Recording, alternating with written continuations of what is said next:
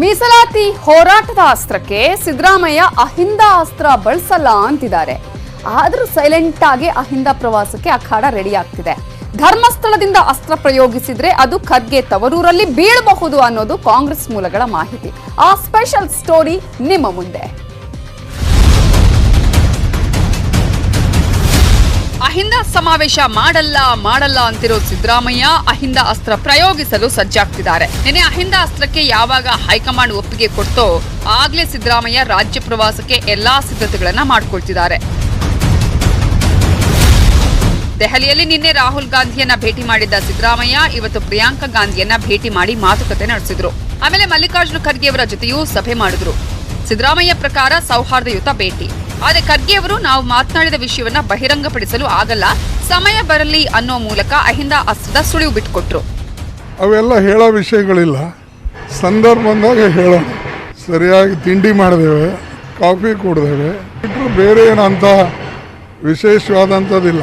General ಚರ್ಚೆ ಬೇರೆ. ನನಗೆ ಗೊತ್ತಿಲ್ಲ, ಇಲ್ಲ ನನಗದು ಗೊತ್ತಿಲ್ಲ. ಅವರಿಲ್ಲೇ ಇದ್ದಾರೆ, ನೀವು ಕೇಳ್ಬೋದು. ನನಗದ್ರ ಬಗ್ಗೆ ಗೊತ್ತಿಲ್ಲ. ಅದಕ್ಕೆ ಕಂಗ್ರ್ಯಾಚುಲೇಷನ್ಸ್ ಹೇಳೋಣ ಅಂತ ನಾನೇ ಬರ್ತೀನಿ ಅವ್ರ ಮನೆಗೆ ಅಂತ. ಅವ್ರು ಇಲ್ಲೇ ನಾನೇ ಬರ್ತೀನಿ ಅಂದ್ರು, ಬರ್ರಿ ಅಂದ್ರೆ ಅಷ್ಟೇ. ರಾಜ್ಯ ಸುತ್ತಲೂ ಆರೋಗ್ಯದ ಕಡೆ ಸಿದ್ದರಾಮಯ್ಯ ನಿಗಾ. ಫೆಬ್ರವರಿ 22ರಿಂದ ಧರ್ಮಸ್ಥಳದಲ್ಲಿ ಪ್ರಕೃತಿ ಚಿಕಿತ್ಸೆಗೆ ಮೊರೆ.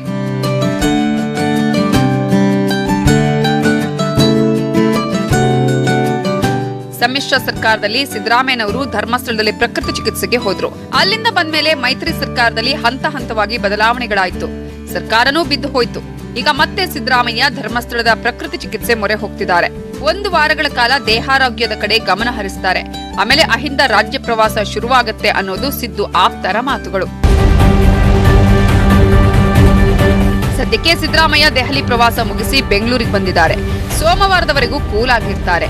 ಸೋಮವಾರ ಧರ್ಮಸ್ಥಳದಲ್ಲಿ ಪ್ರಕೃತಿ ಚಿಕಿತ್ಸೆ, ಆಮೇಲೆ ಪಕ್ಷ ಸಂಘಟನೆ ಹೆಸರಲ್ಲಿ ಅಹಿಂದ ಪರ್ವ ಶುರುವಾಗಬಹುದು. ಅದು ಮಲ್ಲಿಕಾರ್ಜುನ ಖರ್ಗೆ ಅವರ ತವರು ಜಿಲ್ಲೆ ಕಲಬುರಗಿಯಿಂದಲೇ ಅಹಿಂದ ಅಸ್ತ್ರ ಪ್ರಯೋಗಕ್ಕೆ ವೇದಿಕೆ ರೆಡಿಯಾಗಲಿದೆ ಅಂತಿದೆ ಕಾಂಗ್ರೆಸ್ ಪಾಳೆಯ. Bureau report, news 18 Kannada.